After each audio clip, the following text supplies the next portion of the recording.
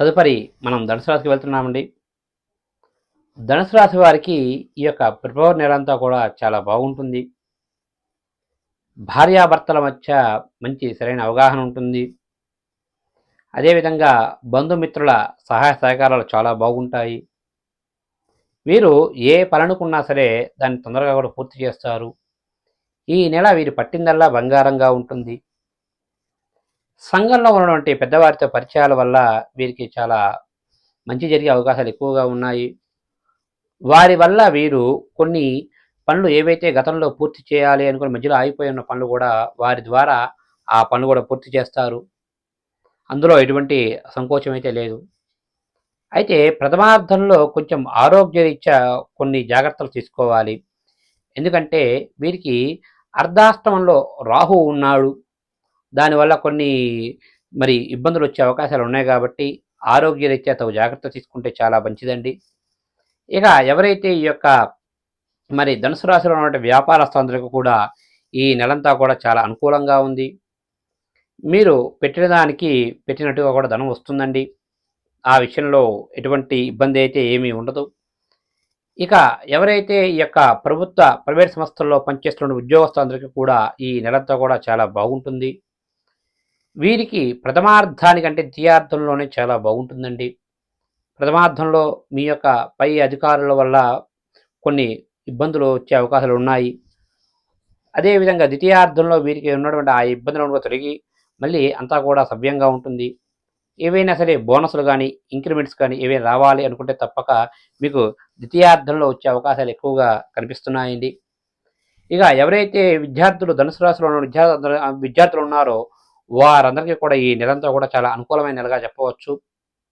ఇక ఏదైతే state government లేదా సెంట్రల్ గవర్నమెంట్కి సంబంధించి ఉద్యోగాల కొరకే అప్లై చేసుకొని పరీక్షల కోసం ఎదురు చూస్తున్న వారందరికీ కూడా చాలా బాగుంటుందండి. వారు ఈ నెలలో ఏదైనా పరీక్షలు పడితే తప్పక విజయం సాధించే అవకాశాలు పరీక్షలు రాసి దానికి సంబంధించి ఉత్తీర్ణత సాధించే అవకాశాలు ఎక్కువగా కనిపిస్తున్నాయి. ఇక మొత్తంగా చెప్పాలి అంటే ఈ యొక్క ధనుస్సు రాశి వారికి ఈ నెలంతా కూడా చాలా అనుకూలంగా ఉంది. కాకపోతే ప్రథమార్థానికంటే ద్వితీయార్థంలో వీరికి చాలా బాగుంటుందండి.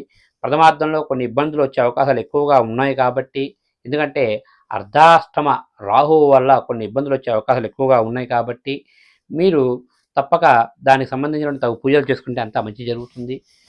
వీరు ఈ నెల చేయవలసిందల్లా ఏమిటంటే రాహు గుర్తుంచుకోండి బాగా.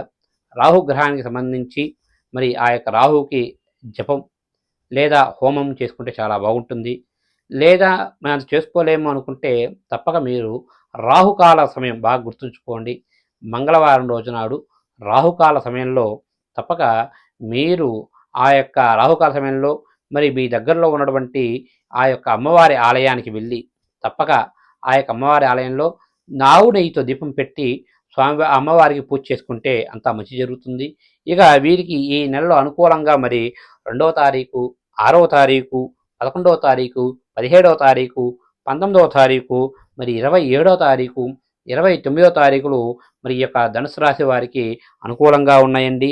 అదేవిధంగా ఈ యొక్క ధనుసు రాశి వారికి ప్రతికూలమైన రోజులుగా ఈ నెలలో 4వ తారీఖు, 9వ తారీఖు, 13వ తారీఖు, 15వ తారీఖు, 22వ తారీఖు, 24వ తారీఖులు వీరికి ప్రతికూలంగా ఉన్నాయి. కాబట్టి అనుకూలమైన రోజుల్లో మీరు ఏ కార్యం తలపెట్టినా ఎటువంటి ఇబ్బందులు లేకుండా పూర్తి చేస్తారండి. ఏవైనా ప్రతికూలమైన రోజుల్లో ఏదైనా కార్యం తలపెడితే కొన్ని ఇబ్బందులు వచ్చే అవకాశాలు ఉన్నాయి కాబట్టి తప్పక గురువు గారిని కానీ లేదా మీ ఇంటి పురోహితుని కానీ సంప్రదించి దానికి సంబంధించినటువంటి తగు పూజలు చేసుకుంటే అంతా మంచి జరుగుతుంది. శుభస్య శీఘ్రం.